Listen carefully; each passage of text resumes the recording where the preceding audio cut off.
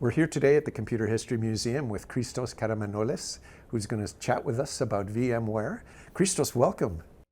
Good to be here. Thanks for the invitation. We're so happy to have you here to talk about your career at VMware and how that's changed the world in many ways.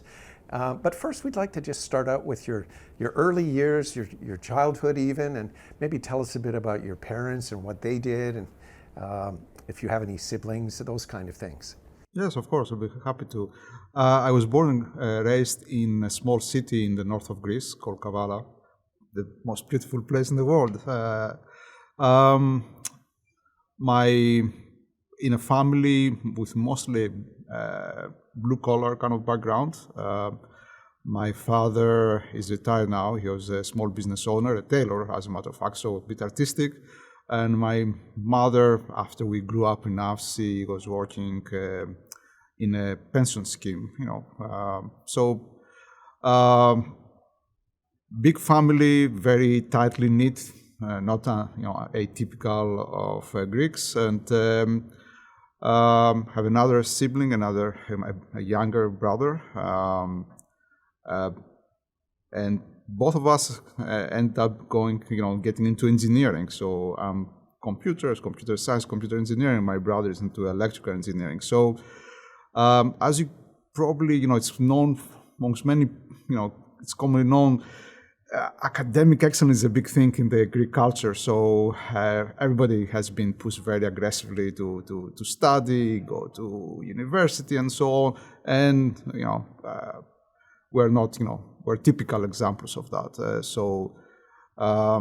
Despite the fact that from my father's side, at least, I was the first person to go to university, we pushed very aggressively for academics.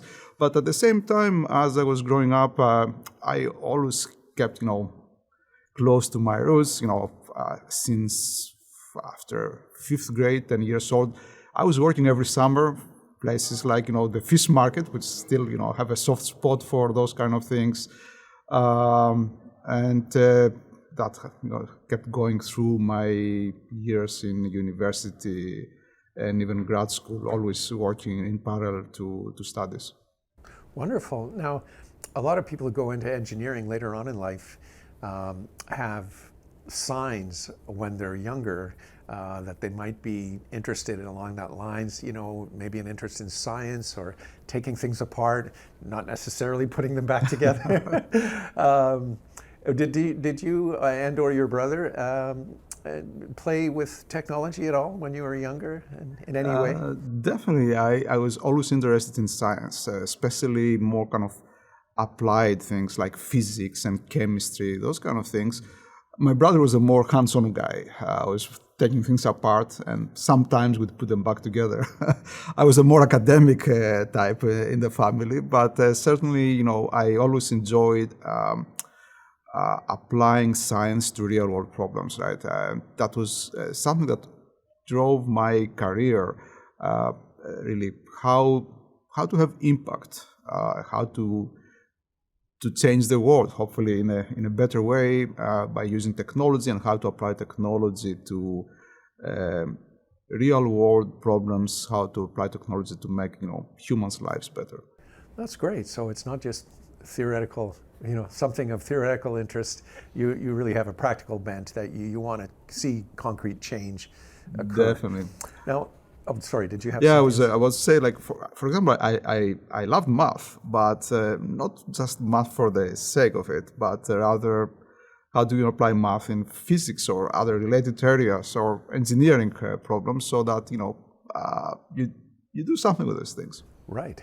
Yes. And so just flipping back to your early school years, did you have any favorite topic, like, let's say, early years before you get to high school, and then we'll cover high school. So those kind of early childhood schooling years, did you have any, sometimes you might have been a member of the chess club or the math club, or did you like sports, for example? And so what were your school years, your early school years like? On the academics, especially earlier in school, like elementary school, middle school, I was always a little bit split between the humanities, literature, and actually in Greek schools, you can imagine we did a lot of kind of classics. And on the other hand, like the sciences, STEM, and I was always hedging my bets a little bit earlier in school. I was trying to, spending time with both. So it was later, probably I would say late in middle school and high school, that I kind of became clear to me that really, STEM is where my heart is. But I still have an interest in some of those topics. History, for example, I'm a bit of a history buff, and I still read quite a bit politics. So that's on the academic side. Sports, as many kids, which I tried many different things. I like basketball, but I was one of the shortest, guys in my school, unfortunately. So that didn't go as well as I would hope. So at some point, I switched and started sailing, which is something I really enjoyed, and I still do competitively to this day here in the San Francisco Bay Area where we live. Competitively, wow. And of course, the Greek islands are the ultimate sailing experience, probably. For recreationally, you can say so. But in terms of competitive sailing, the truth is that there are a few places in the world that have as challenging conditions. San Francisco Bay Area is one. The Aegean, especially in the summer months with the notorious Meltemi winds, is another. So it's definitely, and Greece also has a long history in,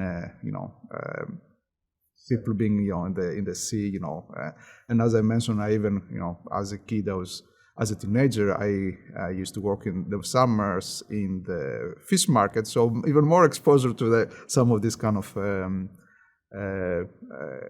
culture of people, living based on the sea and having all those skills. The dark wine sea, right? As exactly. Homer said. One of the things, I'd love to pick your brain about the Antikythera mechanism, but we can do that a bit later. Oh. I may be out of depth there. Well, no pun intended. Because it's very important to us. It's the reason why our exhibit is called Revolution, the First 2,000 Years of Computing. The 2,000 years is the Antikythera mechanism, right? Anyway, back to the question. What you said about the arts, the humanities and engineering, and trying to sort of steer a course between the two. It reminds me of a quote by Steve Jobs, who said it's the marriage of technology and the humanities that really makes our hearts sing. And I think that's very true. I can see that. I'm not familiar with that specific statement by Steve Jobs, but for sure, when we care about the betterment of society, technology is one way to help with that.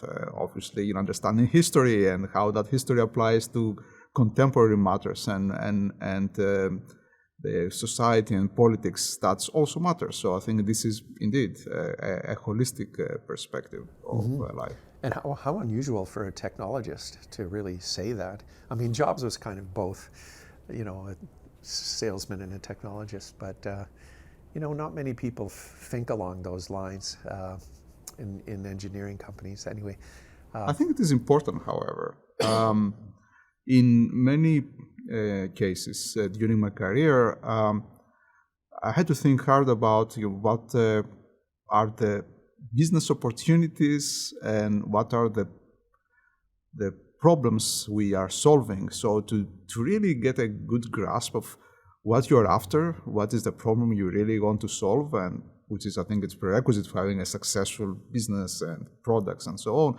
It's understanding the humans that are involved. And in fact, I've been saying this many times, that you really need to understand very well who is your customer, if you wish, right? And what are their pain points, and how are you helping them? And if you nail that, then the technical solution is a bit, not easy, but it is something that you can more systematically pursue.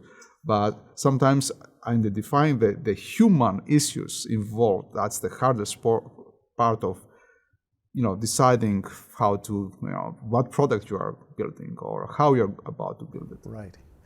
I remember Gordon Bell. I don't know if that name rings a bell. Yes, of course. Yeah. Course. He, I asked him, what's one of the most important decisions in designing a new computer? And he said, start with the user. Mm-hmm. Just, there is no other decision in the first instance. What are they trying to solve? Right. Yeah. Absolutely, that's true. That's neat. Well, let's flip back to high school. And then, because that's kind of where we left off, middle school, high school. How was high school for you? And that's kind of where you can really get your teeth into some of the science and math, I think. Was that right? True.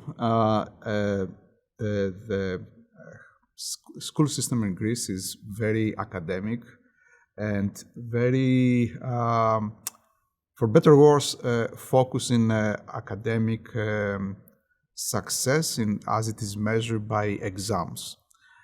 In fact, that is a pretty stressful experience for many Greeks, or for that matter, countries where exams are paramount, the pinnacle of one's academic kind of evolution, right?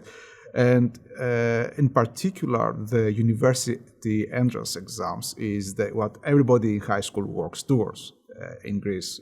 It was the case in my generation, I believe it's still the case to a big extent.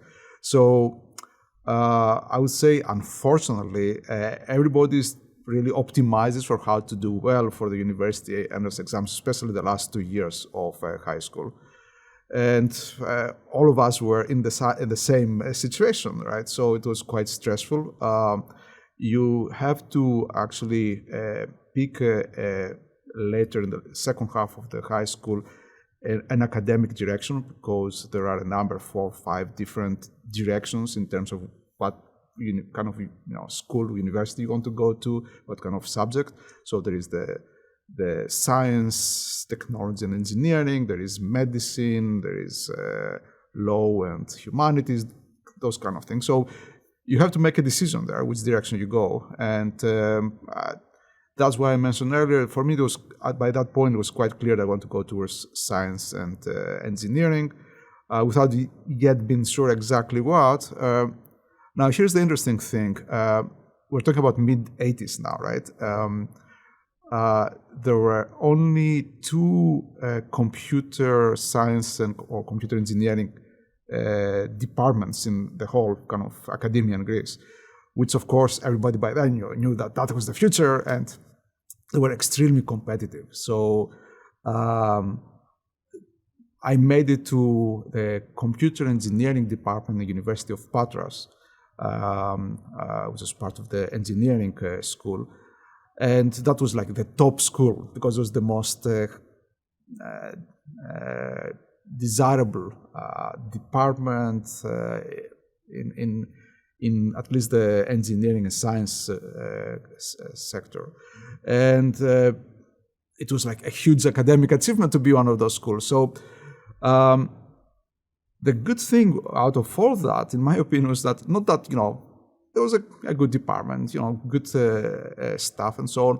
But the most important of all things is because how competitive it was to get in, the students was like the best, right? So that pulled the entire level of everybody up. So we still have a very vibrant community of graduates from that department here in the Bay Area, because many of us, after we graduated, went to grad school.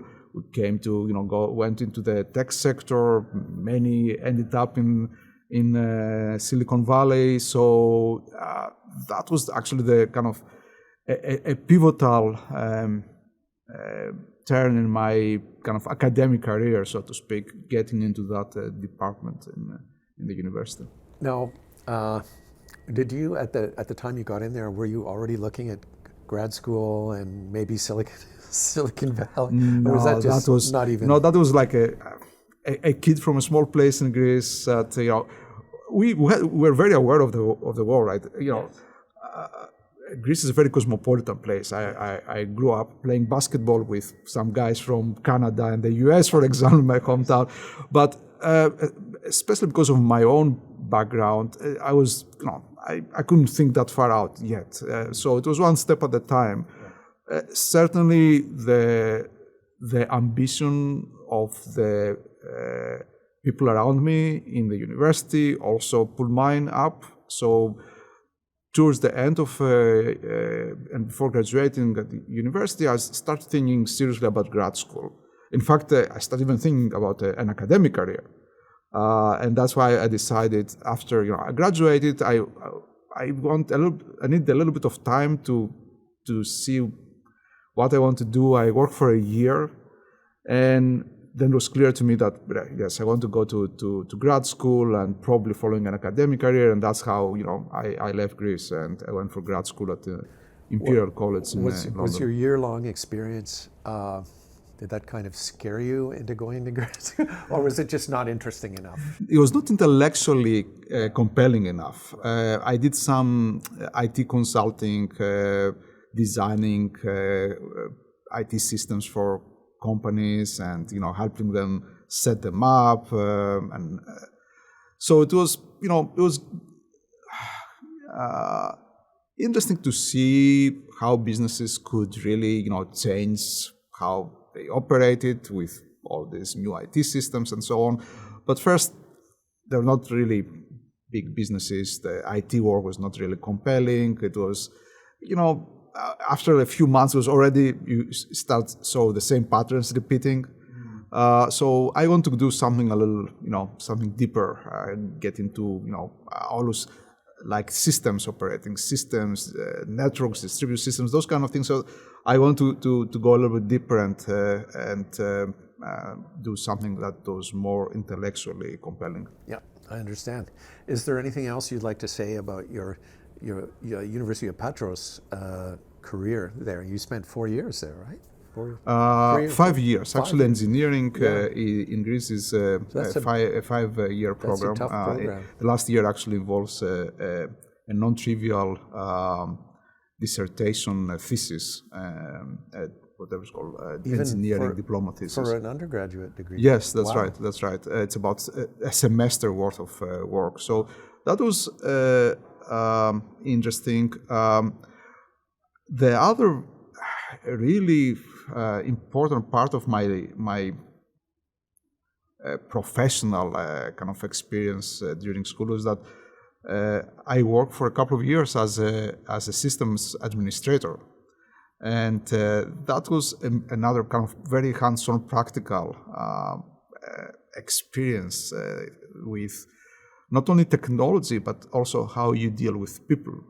Yes. Was that a Unix system? Actually, we had two sets of systems, Unix and back then VMS. Oh yeah. So it was the. Did you have a VAX? Yes, actually we installed and operated the first VAX cluster in Greece, and then a few others across the university, especially different engineering departments, and that was a great experience.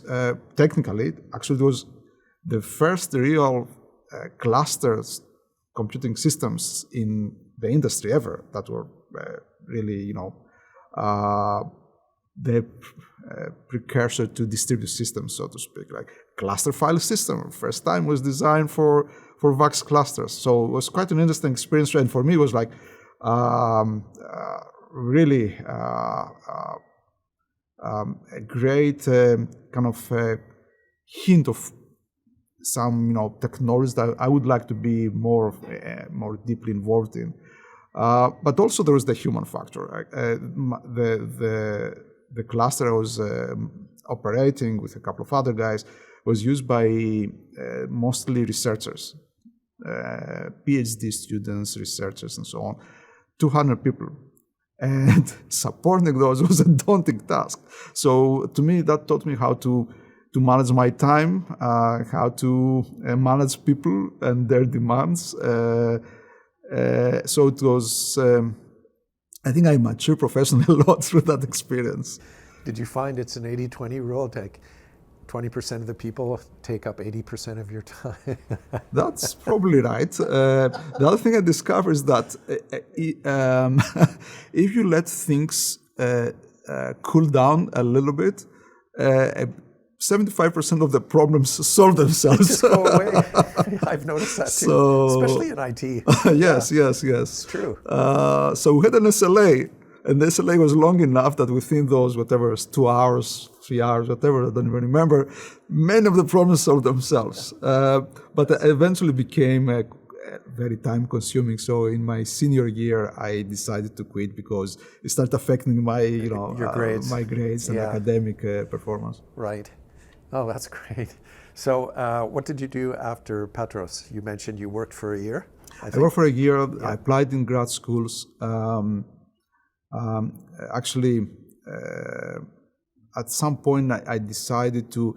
My initial goal was to apply for grad schools in the US, but I felt like too far away.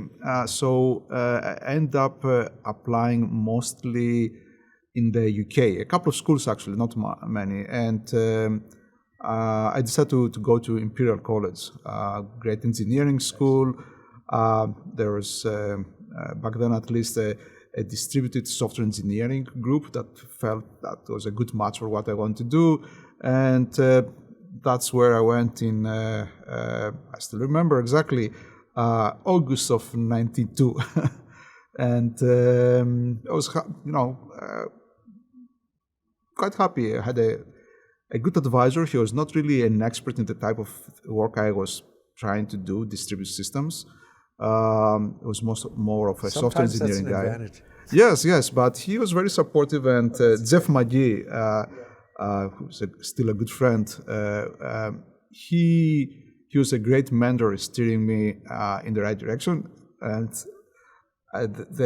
what I give him the most credit for was always try to make me focus. And this is, many of us in these fields that have the tendency to go after all those shiny things and try to becoming very ambitious with what we're trying to achieve.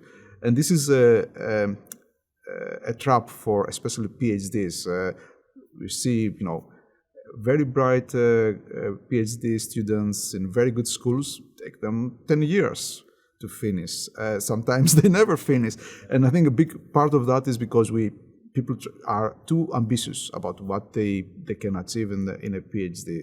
And they haven't spreading, and then they are spread thinly over too many topics, hard to demonstrate the contribution and depth in any area among all those things, and that's detrimental to their research and to their PhD work. So Jeff was very good at that, and sometimes was brutal, but he did the right thing. So I'm grateful to him. Yeah, I'm sorry. Who was your advisor's name again? Jeff McGee. Oh, okay. Thank you. Yeah. So you're at UC London, and what was your program like? How many years did you spend there, and what was the result? My PhD actually, especially because I came with an engineering degree from Greece, which is considered to be equivalent to a master's degree. I didn't have to do any courses, so that helped a lot. I took a couple of courses especially the first year, mostly because I needed them for my PhD work. Some foundational things that I hadn't done in undergrad, but I started directly going into research, and so as a result, I managed to complete the PhD in exactly 4 years. That was, for Imperial standards, was quite aggressive, but I had also the army situation that motivated me to focus and work hard. So I started in August 1992, and I finished the PhD in late summer 96. And then I continue for another 6 months there, wrapping up some of the research work. I already had a couple of research projects that funded my work earlier, so I continued with funding from those. So it was it was a great experience, both academically and as in terms of life living in London. Other than being a very expensive city, yeah, it was a great experience. Do you remember what your dissertation was about? Yes, it was these algorithms and systems for highly available services, essentially critical services. Back then, some use cases involved software that were running telecommunications and telephony systems, which essentially use the state machine approach to ensure that there are multiple replicas of critical processes that operate in tandem and in parallel. So if some part of the hardware goes down, the system continues operating in a highly available fashion. And my work specifically was on the group communication and membership protocols for what was a pretty new idea there. Before that, this kind of group systems involved both the servers and the clients of the overall software system. My thesis was mostly focused on how can we coordinate the servers part of these groups, while clients can communicate with them while still having some meaningful semantics in terms of consistency and common understanding between the clients of what is the state of the system, without having the clients participate in the group communication and membership protocols of the servers, because those did not scale well back with the technology and understanding we had back then. So having the clients be part of that was a big problem in terms of scalability. So that was the main contribution of the work, separating the server groups from the clients and still have meaningful semantics that could help application developers build their applications. Was there special hardware you ran, like tandems or? No hardware. That was the whole idea was software based and actually asynchronous systems in the sense that. But running on VAX clusters. No, that was later on. That was all by that time. It was all on commodity servers. Not x86, but was commodity servers for all practical purposes. For example, a lot of the prototyping was done on SAN servers. I don't remember even the workstations. It was servers. Sorry. It was servers. Yeah. Yes. And the only interesting kind of new technology there was I used multicast, IP multicast for the first time. It was just introduced around in the mid-90s. What is that? IP multicast. Multicast is right. Protocols for one sender sending to multiple receivers. I still remember I had a bug in some testing software I was writing for some algorithms, and somehow I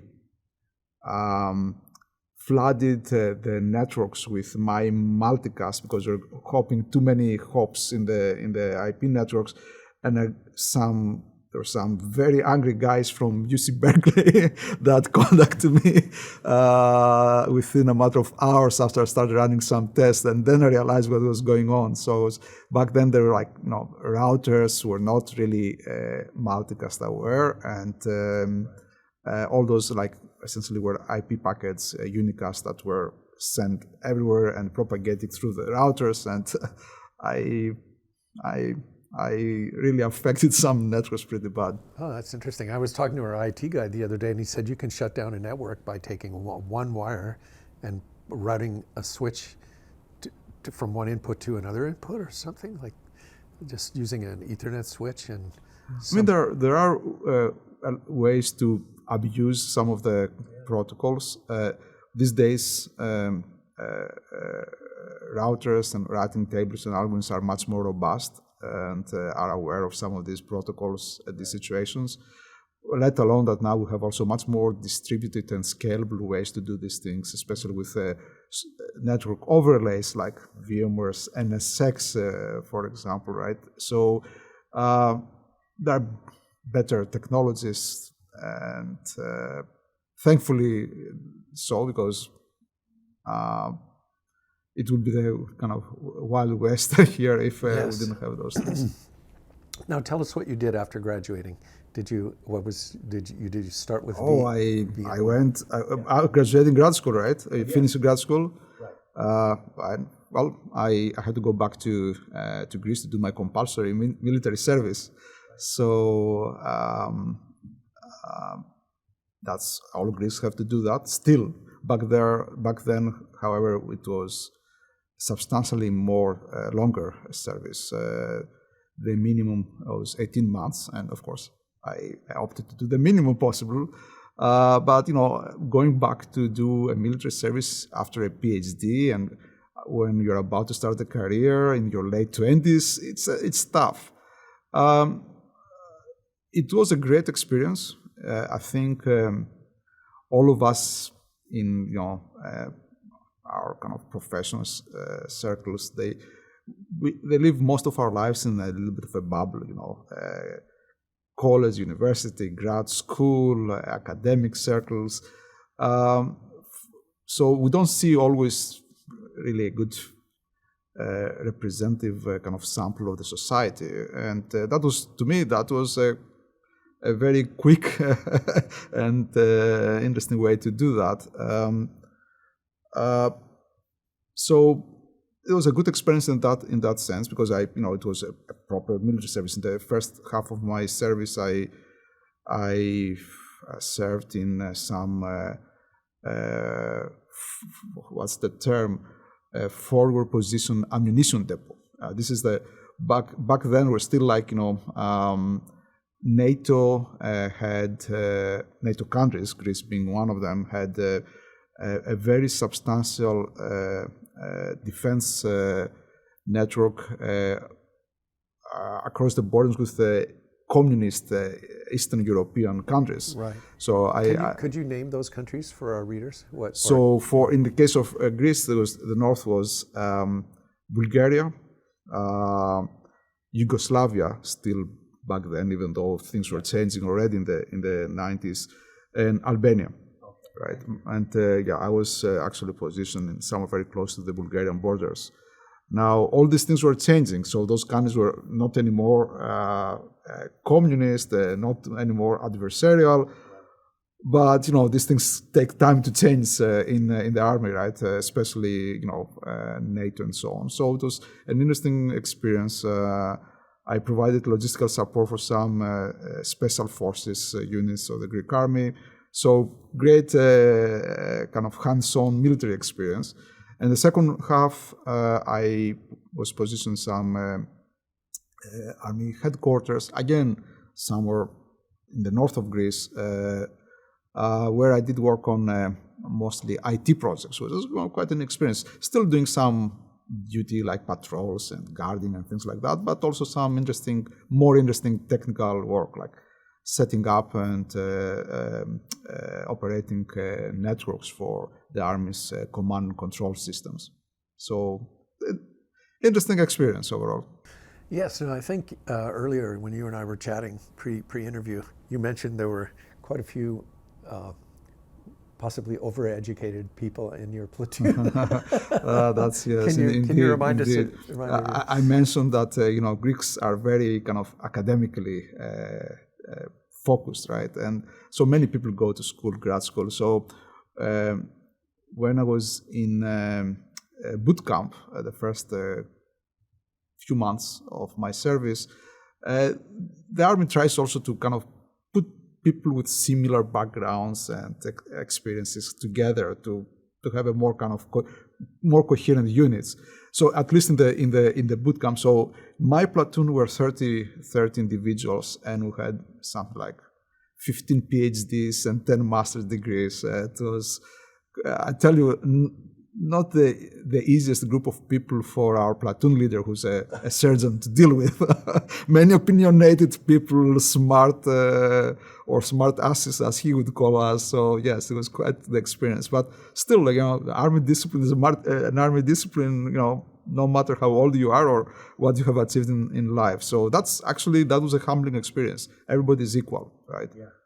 So I think for many of us that had gone through, big academic successes and academic careers and this and that.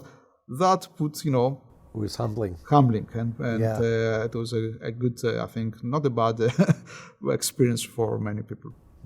That's interesting. I know there's a lot of debate, in countries about keeping it if they have it already, like France, for example. That's very interesting. I think the interesting debate there is whether should, in these cases, first of all, there is a debate about whether there should be a compulsory national service, and if so, when should people go there? There are different schools of thought. There is Israel and Cyprus, where people have to go to do their service after high school before they start university, which I think is gets what it's quite important for the army to have all those people and get them trained at the early stage of life. The Greek army followed different approach because they, at least back then, they felt that having all those educated people coming back, they bring some value. I can see arguments on both sides. Yeah. So tell us, after your military service, which I'm sure was greatly appreciated, and what was next on your plate? It was, to me, it was clear that I want to go back to what I was expecting that to be an academic career. So I had the opportunity, actually even before I went to join the army, Imperial College had made a provisional offer for me to go back as a what was the title? I think research fellow or associate, something like that. This is the equivalent of a non-tenure assistant professorship here in the US. So that was the easy path. It's not easy, or actually I don't think it's even possible to find the time to do applications and apply for jobs while you are in the army somewhere in some remote area doing military exercises. So that was the easy way, and actually was a good option. So I went back to Imperial in the fall of '98, just in time for the new academic year there, and I continue from where I left my research work after a hiatus of 18 months, and as I started kind of building up again my academic and research credentials. So I taught a couple of graduate courses, and I focused on research. Now, when does VMware come into this? Much later. Much later. Okay. Well, let's keep plowing through, and tell us what your next step was after you were a professor at UCL. At Imperial, yeah. So Imperial. Yeah. So as I was, starting as a junior academic or research person there, especially in the systems field, I started realizing that at Imperial, which even though it was one of the top science and engineering schools in Europe, there isn't that much kind of support and context for that type of research, unlike schools like Stanford or UC Berkeley or other schools in the US like Carnegie Mellon, where they have really, a very deep industry kind of list of sponsors that are very much into the loop with what happens in the industry, bigger teams that, in this kind of research, you cannot do things much as a singleton. You need to have, a group, right, with common interests and compatible research agendas. And that is hard to do in Europe because the resources in general, especially in these areas, are more constrained. Now, having said that, some of the big schools, Imperial included, these days have many more resources, bigger teams in those spaces, but back then for us that was not the case. Let alone that was a little silly. Back then in the UK, academic salaries were still were determined by the Ministry of Education. So, I mean, you can imagine academics in fields that were really desirable in the industry would get ridiculously low salaries. So the lure of the industry was even stronger than other fields, for example, in the humanities. So I started looking around, and for me, the most natural next step would be to move to some corporate research labs, being a researcher, academic, and especially, at least with how I perceived things back then in the, we're talking now about late 90s, right? 1999, actually. So I started looking around, I made some applications, and long story short, that in late 99, early 2000, I got a couple of offers from corporate research labs. Bell Labs in New Jersey, HP Labs here in the Bay Area, a couple of other smaller places. And I decided that it was a very interesting opportunity. My girlfriend, fiancée back then, also had some interesting offers. And at around the time that I got a tenure at Imperial, I decided to leave. I think a few people were a little disappointed, to put it mildly. And that's what led us, Dimitra and I, to move to Silicon Valley in when was that? Spring, summer of 2000. Mm. What was your opinion of Silicon Valley before you came here, and did it change now that you've been here for you? It's hard to tell. Obviously, I was not kind of too far, right? Especially with my research work. I always was very much in the loop with what was happening. Of course, that's a different thing to see that from the perspective of a researcher and see what the industry is doing or other researchers are doing. Is another thing to be into the corporate environment. So from a technical point of view, I was up to date. For example, I remember having some really interesting conversations with some of the top researchers in my field at Bell Labs back then. And I'm talking about late 99, with challenging each other about certain directions of technologies, whether it is how the design of reliable distributed systems and whatnot. But now, would this have been on Unix systems or something more? That was more generic, but most of the software was running on Unix by that time, especially Bell Labs context. But their general concern with reliability was, of course, because of the telephone system, right? Actually, by that time, you start seeing the first real distributed systems emerging. For example, some of the work of those years was about air traffic control systems.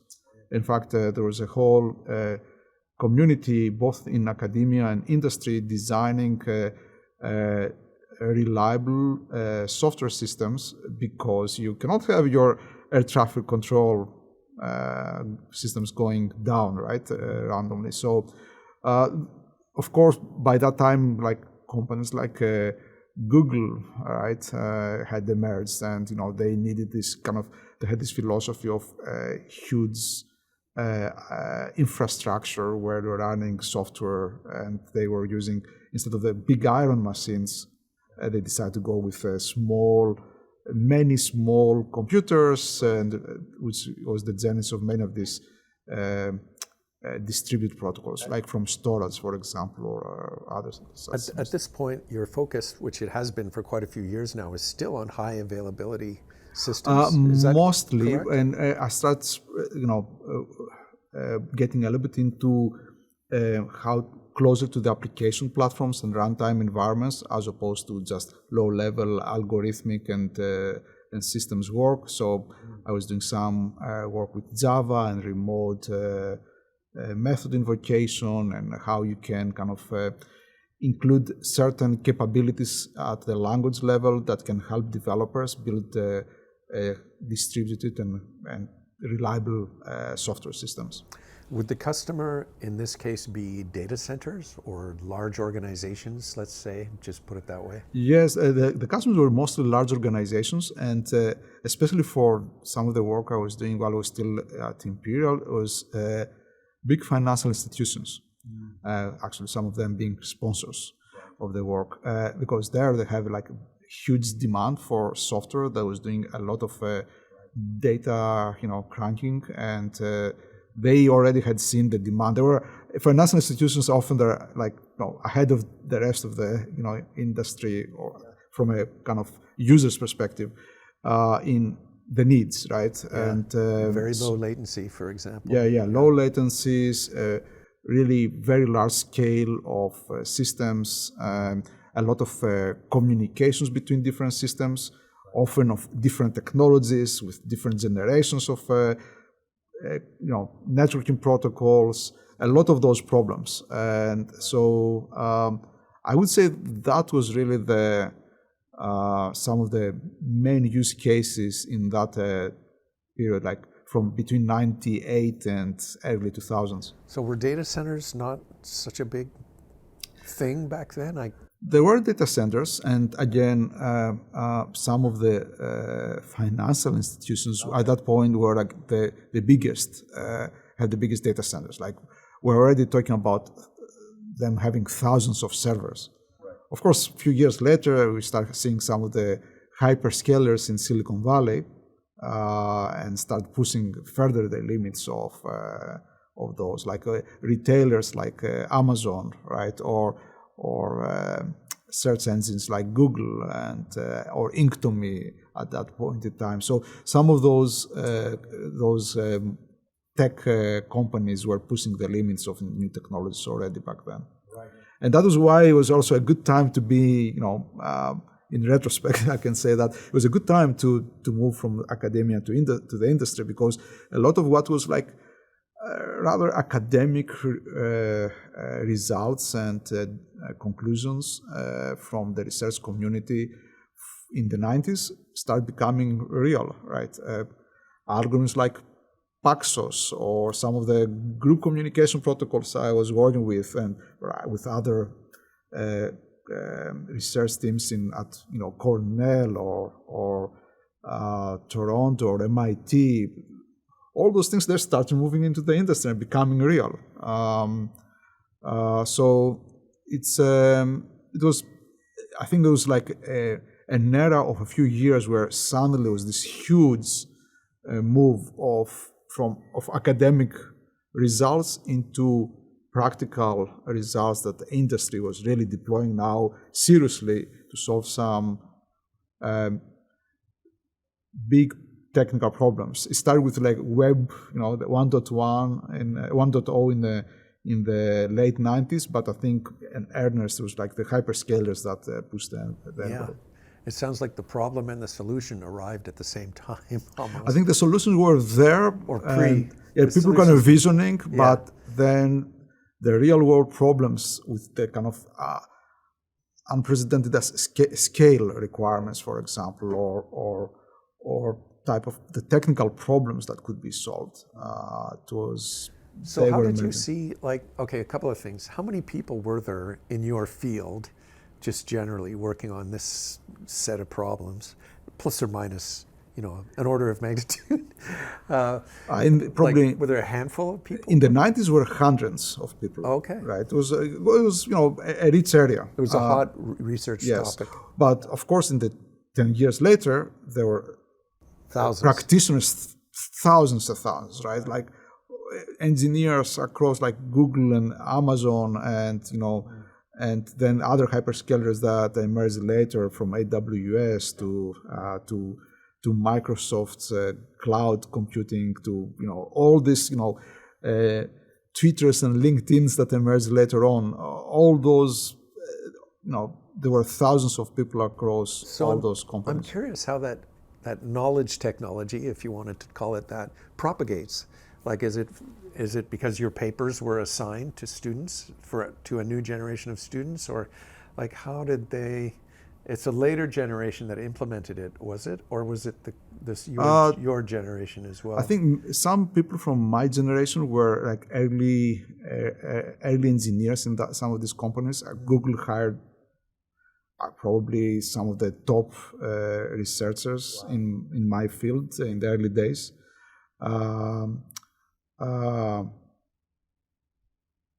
Then there's also, with the proliferation of the internet and the web, actually it was much easier for that knowledge in general, and in particular in this field, to disseminate. So you could see many students from even schools that were not active and very active in research-wise in those fields.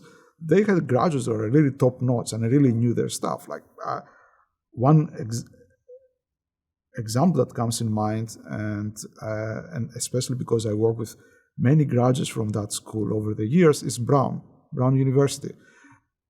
I didn't know Brown doing any research in systems, operating systems, distributed systems, while I was in academia, or even some of my early years in corporate research.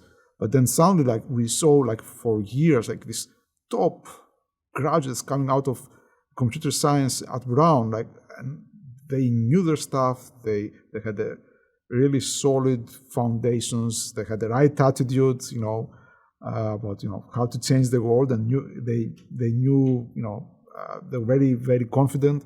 And over the years, I hired or worked with tens of Brown candidates, graduates, even though I didn't know that school as being leading in that area. I've heard amazing things about Brown. Yes, and many other schools. So, but that's a good example. But Brown is a really cool case because most people don't think of it as a CS, as a powerhouse of computer science. Well, maybe not a powerhouse, but it produces first-rate graduates, and they've long had IBM support, for example. Mm-hmm.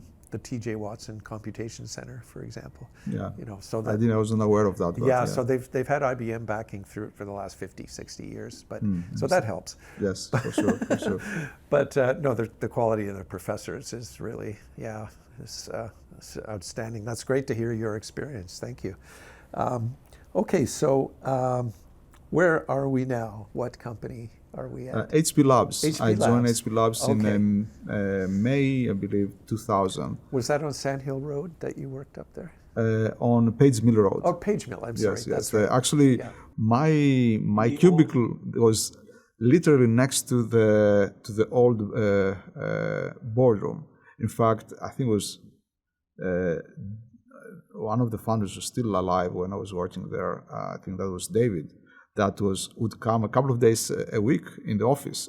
They would bring him in on a wheelchair, and I had a few opportunities to say hi to him.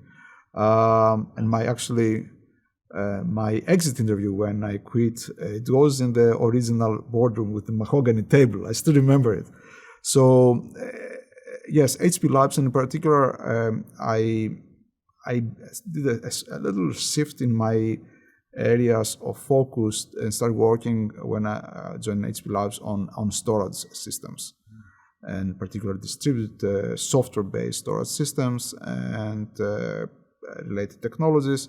And that was, essentially that defined my career going forward. I'm known mostly as a storage guy now in the industry, but my background was not storage at all. In fact, until I joined HP Labs, I hardly knew what SCSI was. So. Right. Yeah. Is this? What was I going to ask? Was RAID? Had that been released into the wild? It was. Yes, RAID controllers were already commonplace. In fact, even earlier in the late 90s, mostly as under kind of firmware control from controllers that were running in cards to manage the devices. Yes, that was a technology that was actually developed by as a PhD work at UC Berkeley in the mid-90s. I know, Patterson and Katz. Yes, exactly. Yeah. You know what though? There's antecedents at IBM. which is like true of everything, right? Even virtualization. Right. Of course, yes. When IBM was the first that invented virtualization. But that's great. Yeah, very interesting. So tell us about your work at HP then. Now that you're getting into storage, what kind of problems were you tackling? Mostly distributed file systems, and is there an OS or a file system like something FS that was there? named? There were a few. So, okay. In fact, there are a bunch of papers and a few attempts to productize some of those were not really successful, not as products. Prototypes. They really made a big splash in the research world because we demonstrate that you can have like a reliable enterprise quality storage products using software, distributed software, and without the need of specialized hardware, like the big disk arrays were already claiming back then. But HP, and then was a combination of HP and digital or compact, when HP got all these assets of digital when they acquired compact. But by that time, the storage product divisions were a little conservative. They had their products.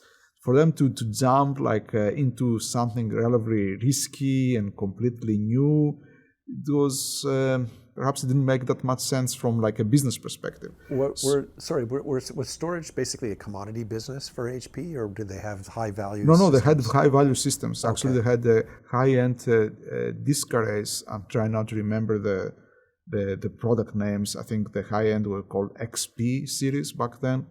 Really sophisticated storage systems that had tremendous IP and differentiated from the rest in the industry. Actually, the main competitor was some of EMC's disk arrays back then, which AMC was kind of more of an upstart at that point in time. And HP had really put a lot of IP into specialized hardware for those arrays.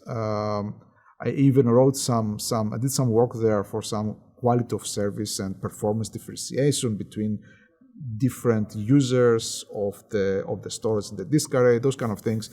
But because it was such a profitable business with high margins and had at that point still a substantial market share, introducing something new that was risky, unproven, and would jeopardize their own cash cows, the existing cash cows, that was a hard sell. That was a lesson for me actually about how do you go about doing this kind of business. How do you disrupt existing established businesses? It's the innovator's dilemma. Yes, right? Exactly right. So in fact, there was a big project with a lot of visibility in the research community called the Federated Array of Bricks, that I think was the closest to a kind of reliable, high quality software-based storage product that we developed at HP Labs, which we thought was because a lot of the development and productization had already been made in the labs. We could push it into the business. Even that did not happen. So it was because of some of those experiences that I said, I'm not having the kind of impact in the real world that I was aspiring to have when I moved to the industry. So kind of corporate research labs is not the place for me either. So I kept moving further and further away from academia. And that's when I started looking. That was in 2005, about 5 years into my tenure at HP Labs, that I decided to I started looking around about what is the next stage of my career. Right. And how was working at HP? Did you enjoy it? Were the colleagues good? And yes. I mean, in terms of kind of intellectual stimulation, the level of work, the quality of the people was absolutely stellar. In fact, I must admit that I had to make a choice between Bell Labs and HP Labs, and because we had a two-body problem and so on, we decided to come to Silicon Valley, and therefore I went to HP Labs. By my first choice, to be honest, was Bell Labs, because in late '99 that was like the at the top of the industry, right? What a good choice I made, because 2 years later, Bell Labs did not really exist as we understood it, right? It was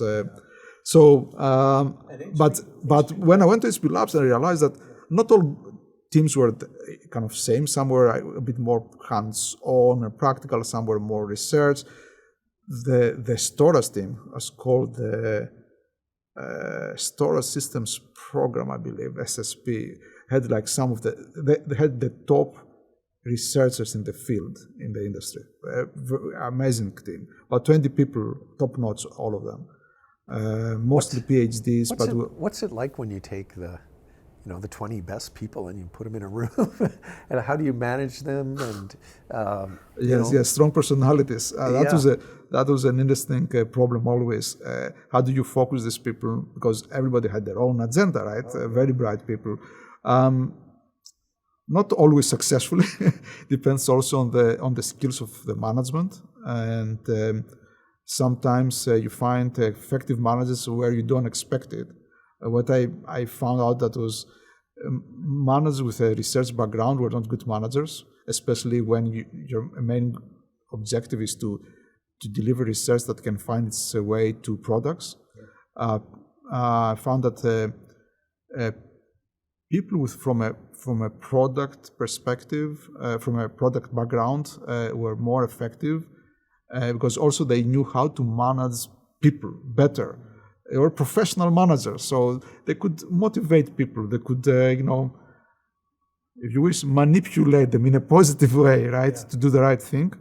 And I mean, at the danger of oversimplifying this, is you need to provide to people a compelling common goal that all of them can see how they can personally contribute to, and how that can be a big thing that is, has impact. Everybody really strives to have impact, right? Can have impact. How can their value can fit into the big picture and can contribute to this? So still, it's not easy to have all this kind of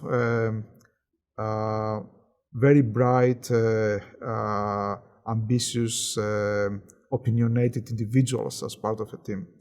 So it was mostly working in like this bigger team of about 20 people working into smaller groups, each group having one of those kind of, what I said, like a common goal, right? And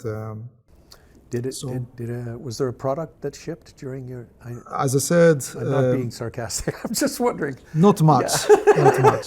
I think we had some successes with technology transfer at smaller scale. Yeah. For example, like I think we were successful in delivering some interesting features in the high-end disk arrays of HP, but nothing major. Is there part of your IP or the IP that you worked on there? Is it still in today's, high-end server storage farms? I don't even think those disk arrays exist anymore. To be honest. Yeah. But disk arrays exist. Disk arrays in general exist. They are considered to be legacy technologies. They still exist. Yes. Yeah. I guess what I'm trying to get at is like how much of the DNA of what you worked on is, has persisted. And maybe it's just impossible to tell. I don't know, but indirectly, and not obviously, because there are IP, property constraints. Not the original IP, but many of the ideas found their way elsewhere. A big chunk of the storage team from HP Labs end up at Google Cloud, for example, and some of at least the expertise and the ideas found their way there in many aspects. I know John Wilkes, for example, was working on some of the resource schedulers that Google Cloud or the Google infrastructure in general utilized. I know that others worked in various aspects of storage systems at Google. So at a high level, there is some kind of legacy that evolved and found its way in other parts of the industry. Even some of my work at later on at VMware was influenced by research that was done by at HP Labs or even related teams, and evolved in all this the software-based solutions we had for storage, for data protection, and so on. We had a little project that we were starting, and I think it's kind of on the back burner, but it was a project with LinkedIn, and it was to see the movement, to trace the movement of key technologists in Silicon Valley, and like you would be one, and because the working theory I have is that companies don't invent products; these people do. Like these people that keep moving. Like there was a famous hard disk. I don't know how famous he was. Hard disk designer called Andy Hospodor, who's passed away, but he worked for all the companies, and he just went from one. He was like a journeyman PhD, right? And he would solve problems. They'd ship a product, and then he'd go to someone else. And I think that's a really cool model. And it just sounds like when you said the HP storage guys went to Google Cloud, it kind of reminded me. It's like it's really about the people that are. Yes, absolutely. It's in their it's brains. The people, always. And you see actually some of this kind of lineage of people starting from organizations like Digital SRC, the research labs, or HP Labs, or Bell Labs for that matter. And you see groups of people even working together in different companies, but they started working together, like, say, Bell Labs in the late 90s, and they still work together. I know founders of serial entrepreneurs, founders of startups here in Silicon Valley, that they started working together at Bell Labs in the late 90s. Or similarly, you see in some of the old digital SRC people at Microsoft or Google, right? So it's one of the interesting. A nice example of that was Dave Cutler moving from DEC to Microsoft, and creating NT. Yeah. That was absolutely was a major hire. Okay, so let's switch back. We're leaving HP. You're out sending resumes out, and what happens? It was not so much sending resumes out. It was mostly through the professional, network. Yes. Sorry. Yeah, so, at your level, you don't send. Yeah, there's that was like summer 2005, where I started kind of narrowing down the list of potential new companies that I would consider, and VMware was one of them. There was like and actually a storage company was like up and coming. There were a couple of startups, and it was a hard call. And what does an engineer do? You create a spreadsheet with 50 different factors weighted, and you try to create, to see what is what is the option with the highest aggregate weight. It's not how these things work. Did you do that? I did actually. I did, believe it or not. Okay. But at the end of the day, you go with your heart. I'd love to know what your variables were. Yeah. But you go with your heart. Yeah, it's hard to do that. And there are three factors at a high level that influence my decision: the quality and attitude of people I would work with, the potential of the company, and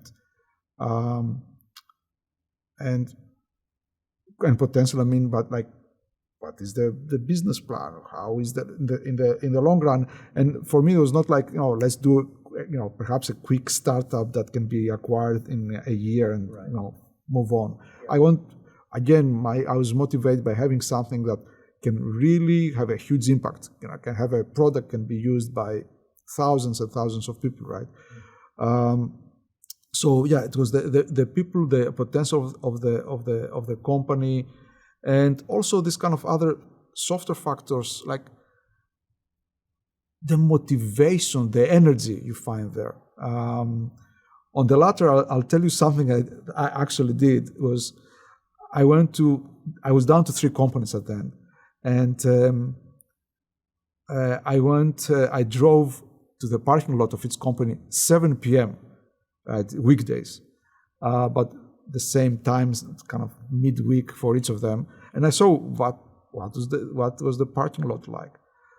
Surprisingly, the startup, which was a pretty academic startup, was actually, the parking lot was pretty much empty, to my surprise. The storage company, yeah, it was kind of half full. VMware was packed. I couldn't find to park there when I went at 7 p.m. Right? So that's interesting. People are motivated. That means something. I've heard of VCs doing that same test to see whether they should invest in Darn, I thought it was my idea. No, sorry, but yeah, the parking lot test. Yeah, interesting. It's a brilliant. Really shows you where their hearts are if they're motivated and. Yes, absolutely. And that's for great. me also, you thought of that yourself. That's really good. Yeah, VMware also knew quite a few people that I could talk with. I knew a little bit Edwin Young, who was one of the founders. Of course, by that time he was on his way out of the company, but still, talking with him was very helpful. I knew people that I had worked with in the past at the HP Labs that had already gone to VMware, so that gave me a little bit of more an insider kind of view of how things work. And long story short, I decided to move to VMware, and I moved there in when was that? Early October 2005. So I'm still there. That's incredible. Yeah, now you had a really kind of a rocket career at VMware, wouldn't you say? You started out at, tell us where you started, and then... Yeah, I don't know about the rocket, but I started as a staff engineer.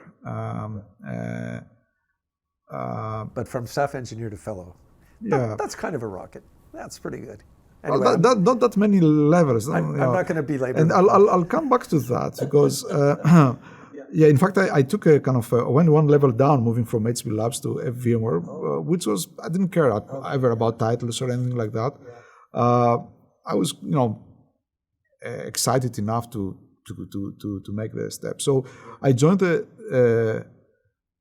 initially I joined to do some work on resource scheduling, especially around storage.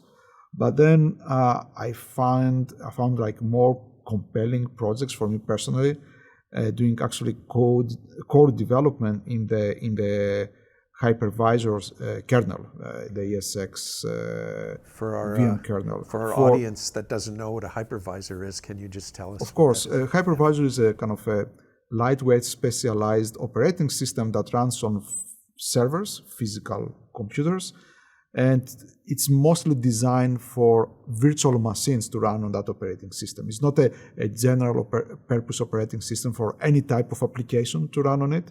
It is designed and optimized to run virtual machines. And a virtual machine a virtual machine is, as the name suggests, an emulation of a computer that essentially is a technology that curves up a physical computer into many small virtual computers, each of those virtual computers consuming a subset of the resources of the physical computer: CPU, memory, storage if it has local storage, and networking capabilities, and so on. So the idea is to split these monster big servers of, typically you find in data centers, in small virtual machines that each virtual machine encapsulates typically the state of one application. So on one hand, you can make better utilization of those computers, because, for example, today, if you have a physical computer, you put an application there. If that application doesn't use much of it, what do? You cannot easily utilize the remaining, 80% of the CPU of that computer. It ties up your whole computer. Right, exactly. It ties up the entire computer. With virtual machines, if you see that, I can actually put another 3, 4, 5, 10. Actually, we're talking about now, there are environments where we can have 100 virtual machines on a single physical server, right? So there is the benefits of, the economic benefits of consolidation, but also what VMware realized kind of later in the evolution of the company, tremendous benefits for operational convenience. So say you need to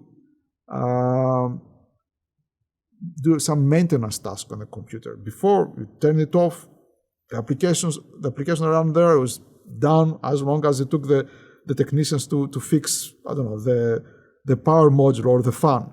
Now, VMware actually introduced this technology for the first time. The virtual machines can move live while they're operating without any disruption to another physical machine.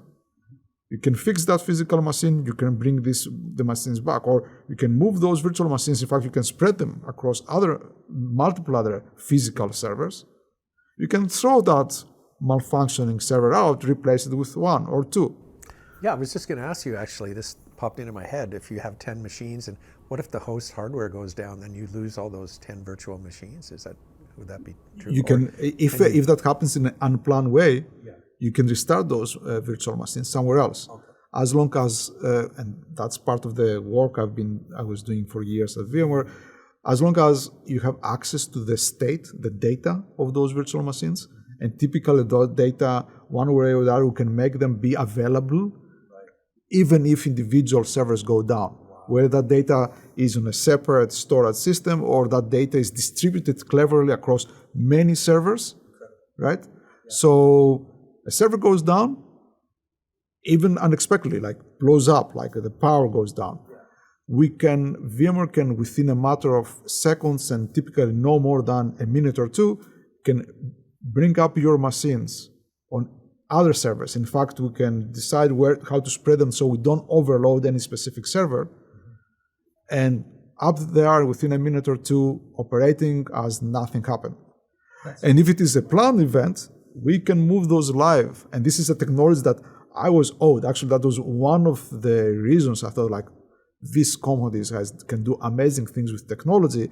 I remember it was, I believe, late 2004, early 2005, Ed Bugnon, who was one of the founders of VMware, came and gave a tech talk at HP Labs, where he demonstrated this, what is called the vMotion technology, this moving VMs live without disruption between physical servers. And this is something some of us as a researcher who had looked at in the past, right, how you can do this. There was even some work that happened in the early 90s. Was that cluster research, cluster-based research, where you have a failover of a... related to that, and it was work that you could capture the state of an application, the memory, and you can zip it somewhere, but it was very, very clunky and never really worked in practice before. But these virtual machines now, they were like an amazing abstraction. And the engineers of VMware developed technology who could move them live from one server to another. Amazing for like the operations, for the availability of those critical workloads that customers use, right? I mean, financial institutions were like falling all over, trying to. And by the way, I think one of your first customers was JP Morgan. Wasn't that true? Yes, first large-scale customer. Yes, yeah. And still, it's a very big customer. Right. And I'm curious does any data center not use VMware products now? They seem so integral to the so-called private data centers, which means not Google or AWS or Azure, Microsoft Azure. Practically all use VMware. It's I think market share is like 75%, and even some of the hyperscalers. So some of our customers decide to use VMware even if they run in Google Cloud data centers. Actually, Google Cloud is a big partner of VMware, exactly because customers are like, oh, this is the technology we know. We have, set up our operations around that. Even though we want the benefits of a public cloud, we still want to use the VMware software there, and that's exactly what we offer. Very big, also very successful on Microsoft Azure clouds. It's a Microsoft cloud. Microsoft manages and offers the service. The software is VMware. Yeah, and doesn't AWS too? AWS also have there. In fact, there we also had a service that VMware offered on AWS. Yes, that also exists on AWS. So all the major cloud providers and others, even more like smaller cloud providers, use VMware's software stack to provide those kind of services. When was VMware founded? Do you remember? In 98. 98. Okay, and you got there in 2005. Yeah. Yeah. So when I joined, the company was already several hundred employees. I think, I don't remember exactly, but something like 800-900 people when I joined. Yeah. So it was a more mature startup. Actually, it had already been acquired by EMC by the time I joined, which didn't really make a big difference in my decision, and also later on, as I saw from the inside, because EMC had acquired the company and left VMware completely independent. That's interesting. And what I'm curious about is, why don't we step through the different products, do like a product-oriented review of your career at VMware, because I think that's a nice way to understand. We can talk about what each product does and how you contributed it.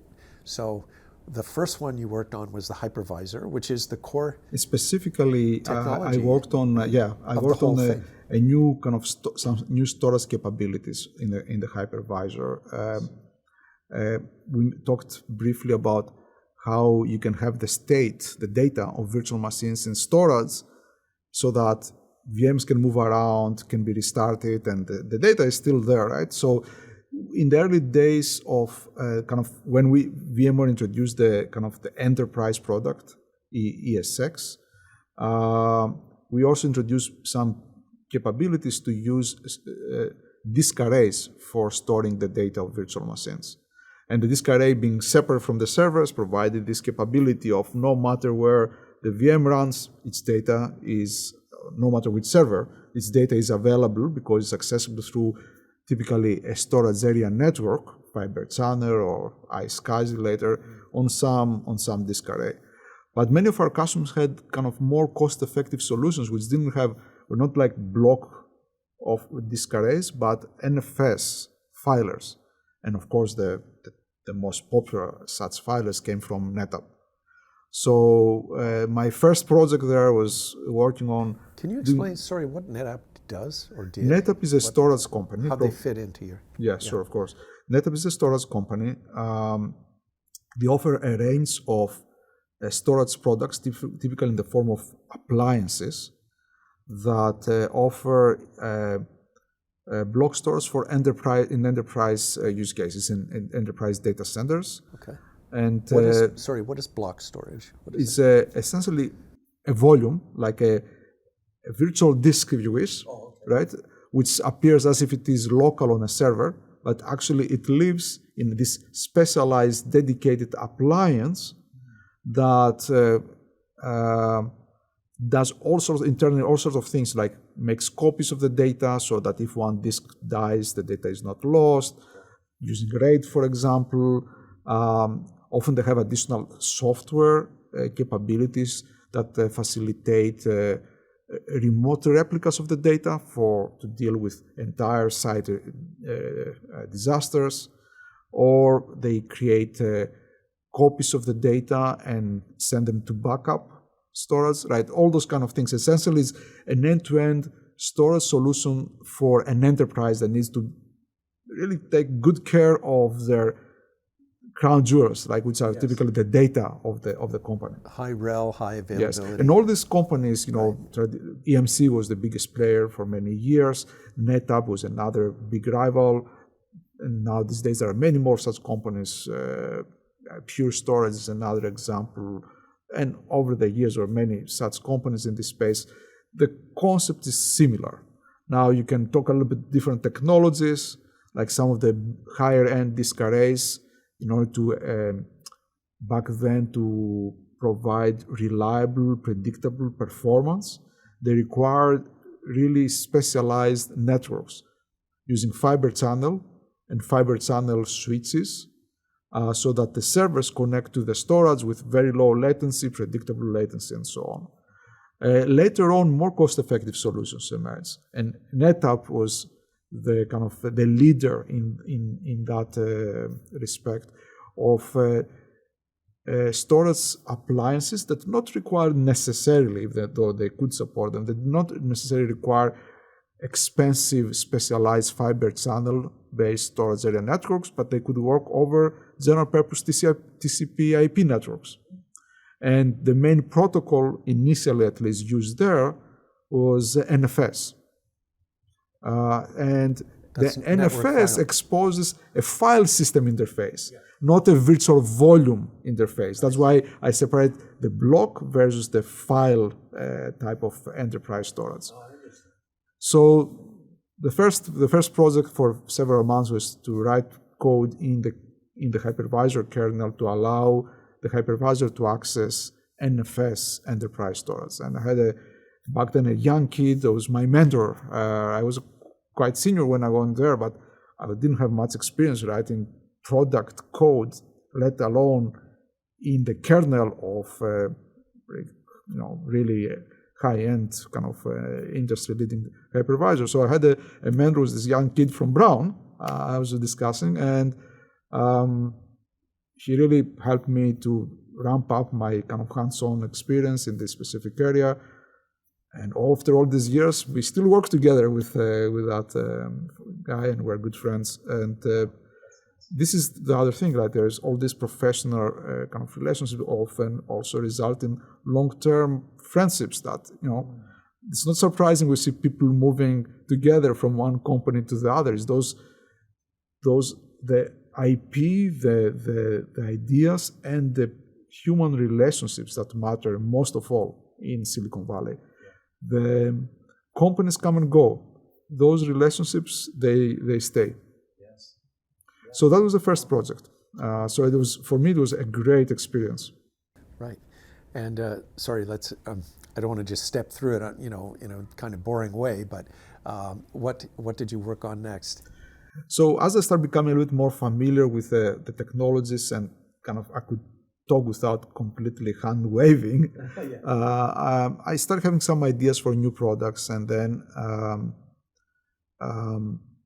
I thought that all these kind of great ideas about virtual machines. Remember, we discussed how they move around and can be restarted. What if we could take a virtual machine and copy its state somewhere far away? So even if an entire data center blows up or there is a major outage or like power goes down, the company, the owners of those virtual machines can restart them somewhere else. Even at the data center level? Even at the data center level, even geographically. Make a copy on the other side of the continent, and you can bring them up there. Or many customers, back then, many of our customers had data centers still in Manhattan. That's not common, if at all, existing these days. Many financials had data centers in Manhattan.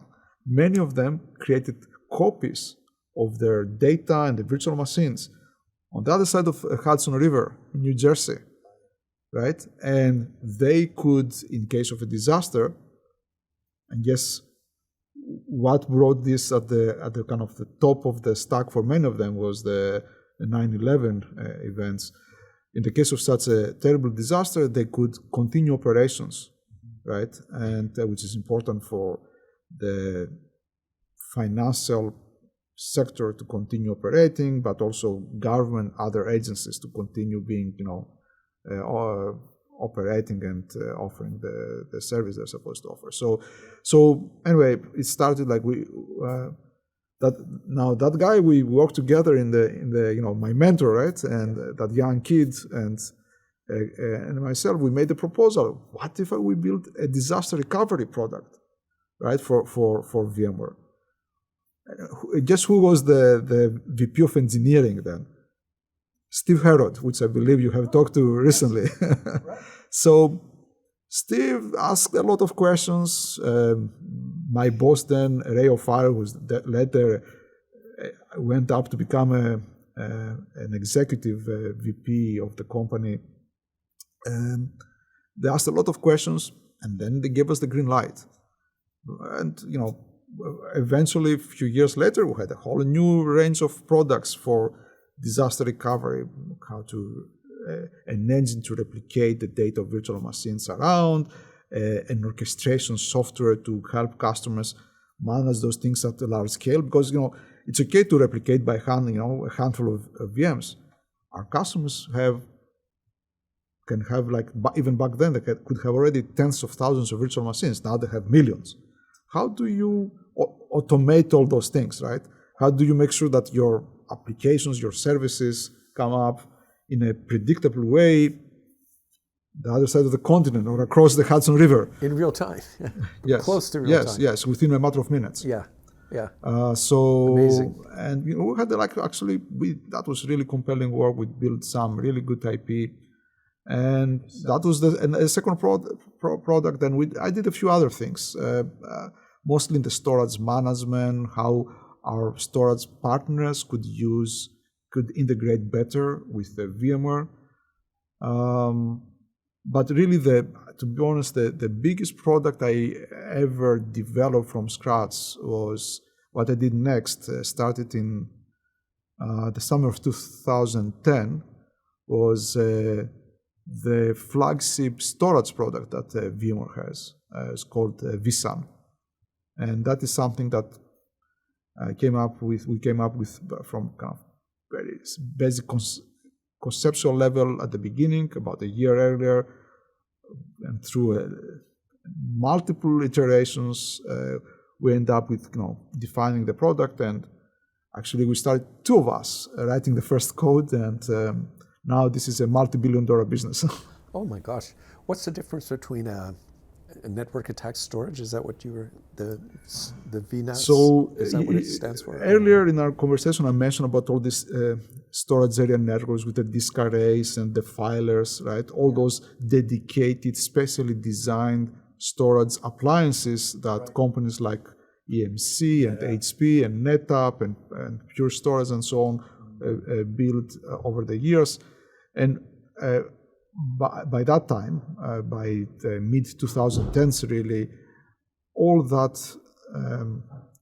the storage that our customers use in the data centers were of that nature, right? For the reasons I explained. We needed that type of separated storage to be able to utilize most of the features of VMware. Now, what became clear to me at that stage, circa 2009-10, was that the hardware technologies were evolving towards really having storage capabilities in servers that were making them really compelling alternative to dedicated storage appliances. But you still had to do this kind of separate, at least virtually or conceptually, the availability of the data from where the virtual machines run, right? So I want to be able to run my virtual machine anywhere, and this being decoupled from where its state is stored. And even if a specific server goes down, or if a bunch of servers go down, those VMs can still be running somewhere in that farm of servers while the data is still available. But do that in a way that is the customers don't have to depend on third-party technologies, because now the customer buys technology from us, our products, has to go buy some completely different products from some storage company and stitch the two together. Yeah. It would be nice to go to the customers like, look, you can buy all integrated technology stack, one product from VMware, and solve all these problems without having special hardware and dedicated fiber channel networks in addition to your IP network, having to have two teams for network management and two technologies to deal with, and two networking vendors to deal with, and all this kind of extra operational overheads. Wouldn't it be nice everything to be coming from VMware with the same technology? And most important, and I cannot stress that enough. At the beginning of our conversation, we mentioned how important it is to understand the human nature and especially the problems and the pain points that your customer is faced with. What we realize is that now many of our customers build a career on VMware's products. People that were typically managing server hardware, they're like at the bottom of the, if you wish, the IT stack. They were empowered now with all these virtualization technologies to provide like really the IT operations for the company. They grew, they became really important in the organizations. But there were still, the server guys were equal virtualization guys. There still was this kind of special group of storage experts in the IT organization of the companies that dealt with the disk arrays and the fiber channels and all those kind of things. So what if I went to our loyal customers, told them, guys, I can offer you a technology which is as good as the best enterprise storage the company uses today, but you are in charge of that. Will you buy that? Right? And that now puts them in a very strong position because, first of all, they see a career development opportunity in the right direction. Now they own more things. It gives them an opportunity to become more important in their company, right?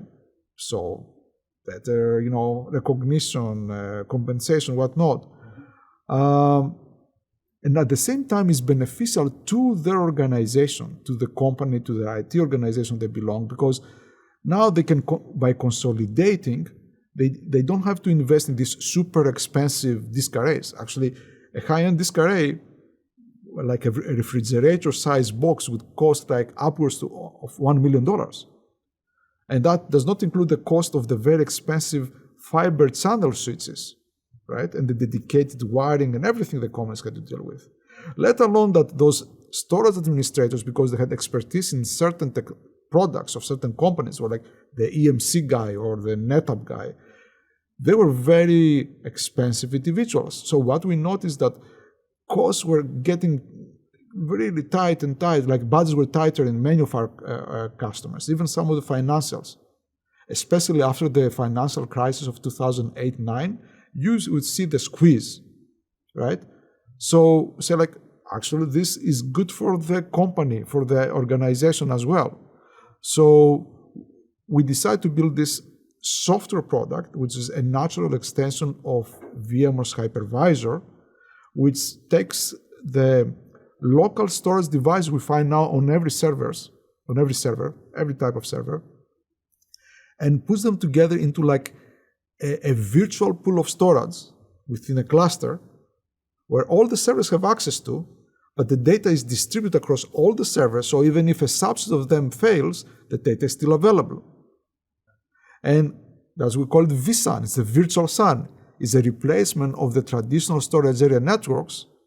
However, it is all using software to aggregate those storage resources, storage devices among the servers in a cluster, and exposes the equivalent of a virtual disk array, if you wish, which is logically central, but physically distributed and fault tolerant. So that was the idea. And we started working on that in the summer of 2010. As I said, initially 2 engineers, then we became a dozen engineers, then 20-something. By the time we shipped the first version of the product in the spring of 2014, we're about 30 engineers. Literally a startup within VMware. But that was the beauty of the company. When we saw the business opportunity, and you saw how you can fit the technology with the business plan, the company would encourage those things. In fact, vSAN, I think, was the biggest organic product development in VMware to this day. Wow, and I believe I read that's a $2 billion market for VMware now? Approximately so, yes. Wow. I've heard this idea that people can build a career, I've heard it from other VMware people, that this transformed people's roles in IT departments, and they suddenly had a path to increased responsibility and compensation and just more interesting work. Yes. And the fact that VMware hosted these conferences everywhere and really tried to help the users along, I think that's a really important point. Like, there are people that have, raised their kids and bought a house because of the career they built on VMware. The success of your customers means you are successful too.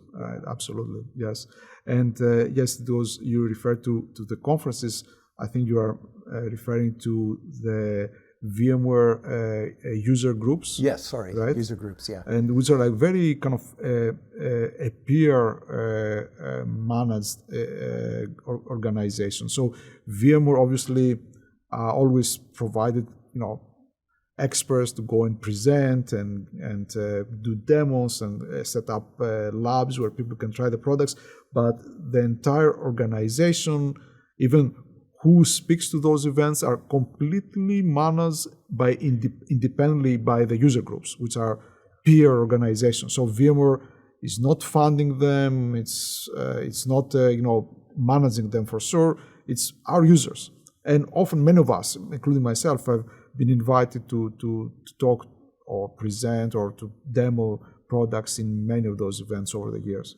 Exactly, and I heard some of them are small, like there's a dozen people, and others have like 5,000 people. Yes, some were really humongous all the time. Yeah, so that's really amazing. And that's around the world. Like the most surprising places, you see like these user groups popping up and having events. Yes. Are you looking at the 5 or whatever it is, the major regions of the world? Europe, North America, and so on. Is there one at Asia? Is there one area, continent, or region that is really strong for VMware, or is it pretty well a global product now? It's a global product for sure. Obviously, there are certain regions that are a bit more at the early adopters than others. I would say, in general, like Asia usually are a little more conservative than North America and Europe, but VMware is everywhere in the world these days. Right. Does VMware have a competitor?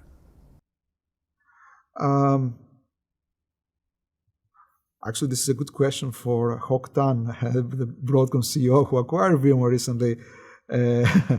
So, not a major competitor, not in the private data center space. At some point, Microsoft, with their hypervisor that joined the game later, they became a potential alternative. But the hypervisor was always very tightly integrated with Windows, right? We were always really agnostic to the operating system. Right. Yeah, you support whether it is Linux system, or right? Windows or whatever. And VMware also pursued mostly the software path.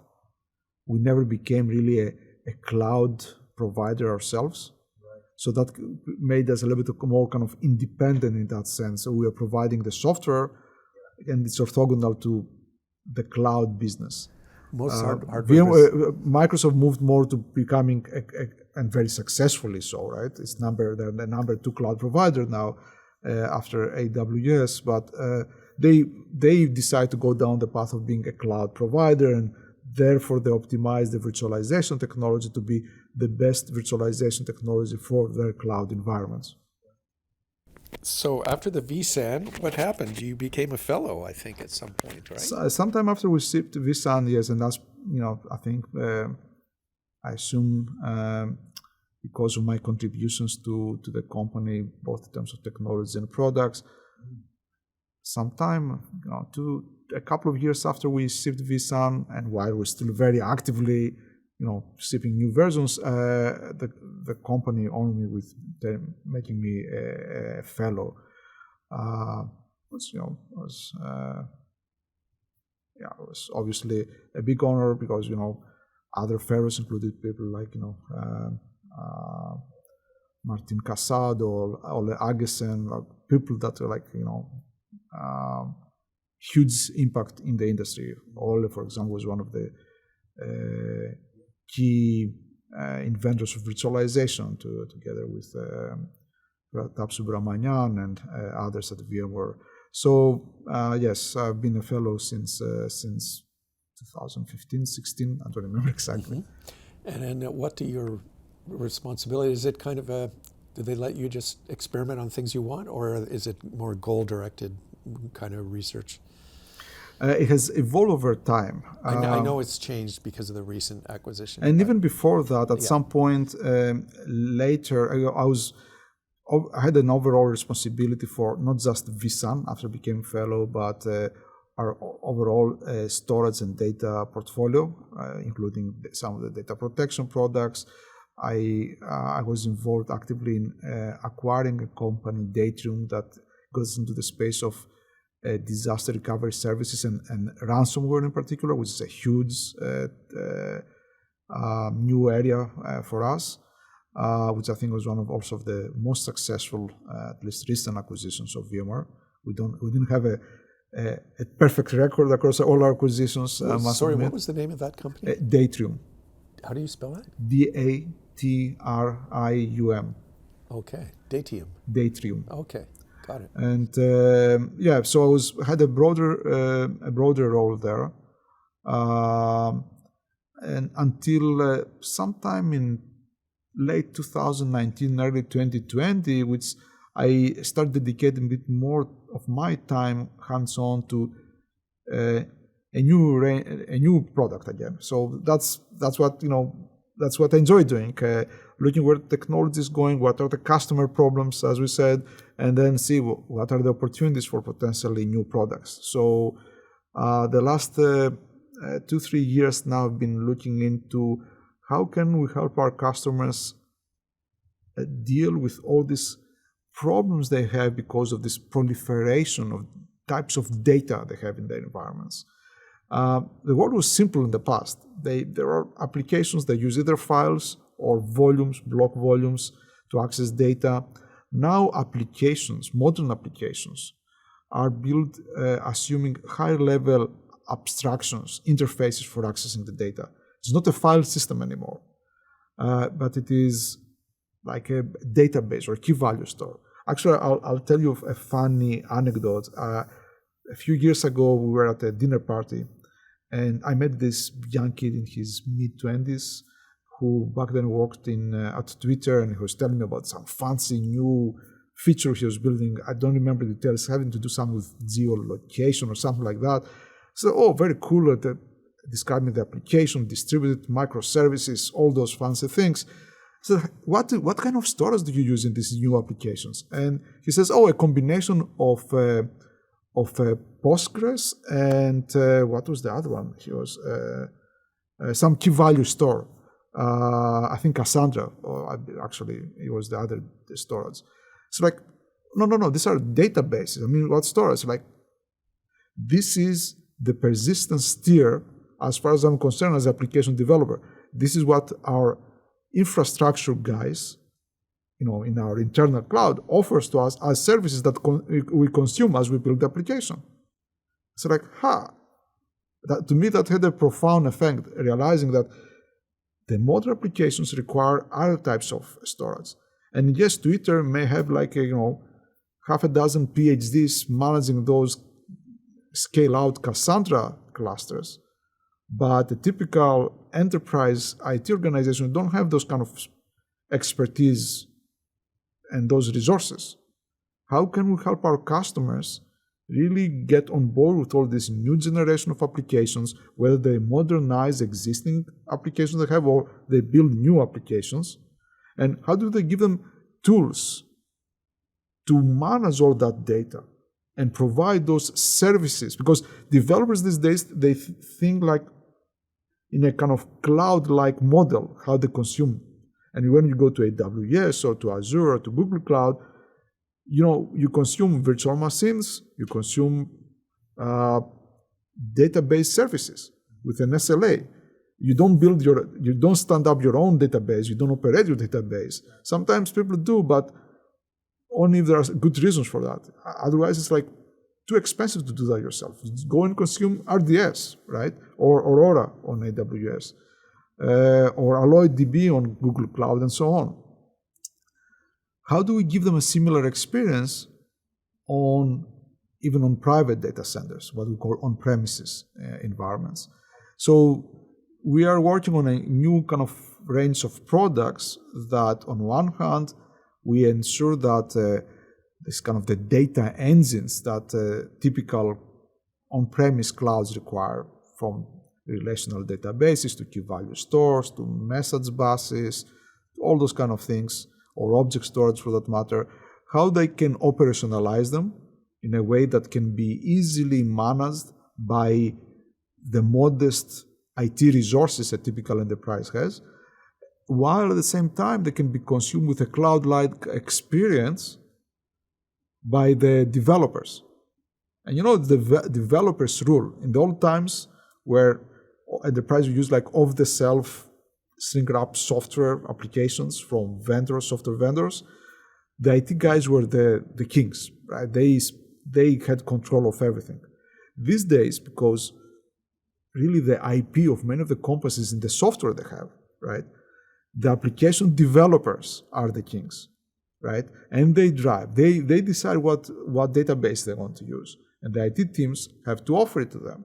And if they don't offer it to them, they will eventually move to use some public cloud services, usually at a higher cost, because those services are not cheap, right?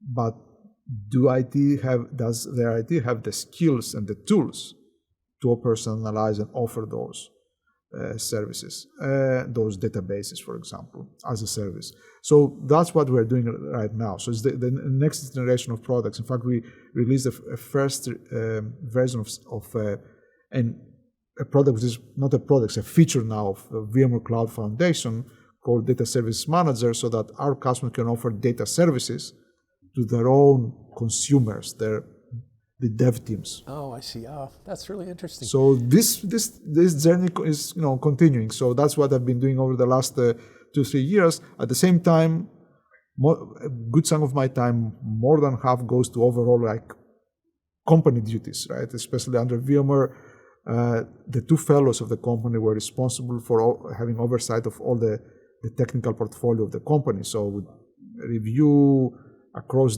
the technology across different BUs, ensure that there is consistent investments, that people in different business units do not reinvent the wheel, share common technologies, common services, whether that is for telemetry and logging and analytics for our products or other common product infrastructure. And now in the case after the acquisition by Broadcom, my focus is a bit more narrow, which is not a bad thing. I'm focusing on the traditional, I'm part of the VMware Cloud Foundation division, which is the part of VMware that encompasses more of the core VMware products, vSphere, VCF, vRealize automation, ARIA automation is called now, VROps, all those, and a big chunk of NSX, all of them like focusing now really entirely to offering the equivalent of cloud infrastructure services to our customers that use our software, whether that is on premises, at the edge, on cloud providers, and so on. Yeah, that's amazing. Now, you also had a virtualized storage product too, didn't VMware do it? Maybe you've mentioned it already? So, virtualized storage, we had I'm sorry, not storage, networking. Yes, that was NSX. Yes, okay. I think you're referring to. This is traditionally we had all the compute and CPU and memory virtualization. With vSAN, we did the storage virtualization. For networking, we got into that space through an acquisition. We acquired, when was that? 2012, 13, I believe. Nicira. The company was founded by Martin Casado and a couple of other guys for actually a considerable amount of money, I think $1.3 billion. And that was provided, Nicira provided the foundation of what is now known as the NSX product line. And now NSX has two components. There is one component that is tightly integrated, optimized for vSphere and VMware Cloud Foundation. That is now part of my new division, where I'm also part of. And then there is the NSX part, which is hypervisor agnostic, and is more focused towards like the application platform, like Tanzu and so on. It is cloud and virtualization agnostic, and that is a separate business unit now under Broadcom.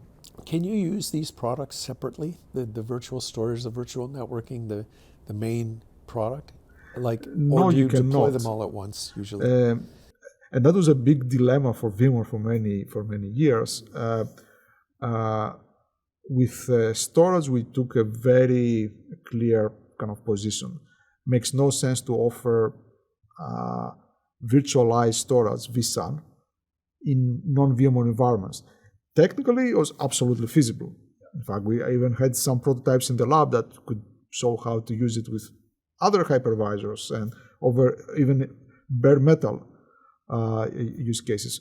But business-wise, did that make sense for us? Because every such decision is reflected on the investments you have to make.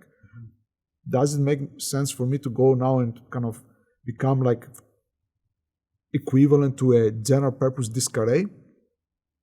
For what goes back to the points that we're making about who do we try to serve and who is the customer that are going to become successful with our technologies and products, and therefore we are also going to become successful and sell a lot of it. And it makes sense to optimize and focus on our vSAN, virtual storage, part and integral part of our VMware products and the VMware Cloud Foundation and vSphere in particular. That's why I said we go to the customers like, you know how to use vSphere. Now there's no new storage console or new user experience. It's a natural extension of the tools and the APIs and the UI you know how to use. But now you manage storage clusters in addition to compute clusters. That's amazing. One thing I was curious about is what tools you used throughout the company. I'm sure they're varied depending on the project, but did you have, developer tools, software, like what is VMware written in, for example? I don't know if you could even say that, but kind of curious about your software environment, your development environment. Starting with source control, for many years, traditionally VMware used Perforce. More recently, we are switching to various Git variants, as most of the industry is. We had what I'm quite proud of, and actually this was built by initially one engineer, believe it or not, who is part of the storage team. We have a very sophisticated environment with internal cloud for testing our own products in a way which is like self-service by the engineers. There is very, no tickets or anything like that. It's really like a cloud for deploying and testing all our products, the Nimbus environment. And that is something that have helped tremendously the productivity of our teams for the reasons I said. Obviously, you always need to do some testing on physical machines with appropriate hardware configurations, but vast majority of functional testing and the kind of quick iteration of testing done during development by the engineers is done on this kind of virtualized, obviously, cloud environment. So it's also dog fooding of our own products. In an earlier interview with one of your colleagues, we talked about the specific, I would say, choreography between the microprocessor designers and VMware to put some virtualization hooks or instructions. I'm not sure if is it like a hardware solution or like an instructions. It's often it's microcodes. Microcode, yeah. Microcode. So it's extra instructions then. Yes. Or it's extra instruction sets or other capabilities. Not my area of expertise, but certainly VMware has been working very closely with microprocessor vendors about how to go about making virtualization even more mainstream. And it's very important to say that VMware had some very unique IP with binary translation, things like that do not exist in the industry. Essentially, we managed to virtualize x86, even though it was not designed to be a virtualized architecture. And that IP was unique for VMware in the early days. But having said that, the company realized that it's inevitable for the technology to evolve, and now there's modern CPUs to include like a native virtualization feature. So we did not object at that. We actually encouraged and supported and contributed to that work so that our customers have, the most efficient virtualization technologies all the way supported down to the microprocessor level, right? Because our value at the end of the day is still there. Our virtualization is still a core technology, but we have built so much more on top of that. Right, so that's how the world goes. My impression of VMware is a little bit like the people who sold saddles during the gold rush. It's like you guys figured out some things that everybody needs, right, no matter who they are. And the fact that VMware is so totally agnostic in terms of platform is really like a marketing stroke of genius, I think. And technical accomplishment. Technology, yes, technical accomplishment as well. Yeah, there is the benefits were like so obvious to the customers, right? In fact, our virtualization products were selling themselves. I've been making fun of many of my old colleagues, especially for product management and go-to-markets. Like, I don't know, what you guys did, but you had a product that was selling itself, right?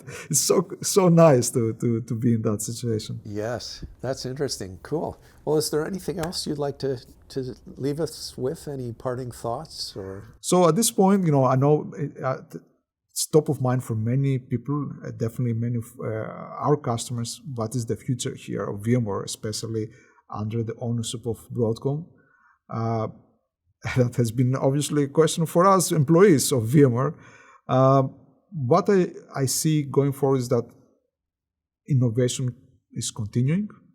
And in fact, many of us, including myself, we really like this new sense of focus with our business and our products, especially in different product divisions, but in particular in the VMware Cloud Foundation division that I'm part of now.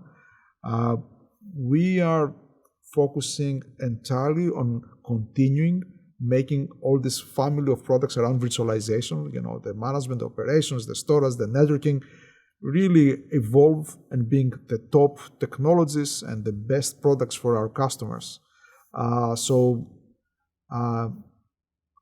Everybody's continue seeing innovation from us, right?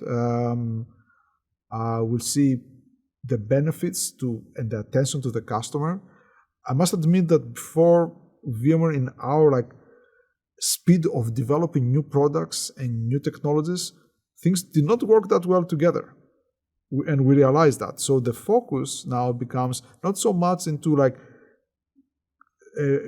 neck-breaking speed of new features, but how we make all these things work even better together, right? Well integrated with common APIs, well documented, coherent SDKs, with a user experience which continues being very focused to the infrastructure administrators who have served for years, but as I said before, also serves the new generation of customers, which are all those application developers that want to consume compute infrastructure and storage and networking, all these things with a cloud-like kind of philosophy, right, and experience.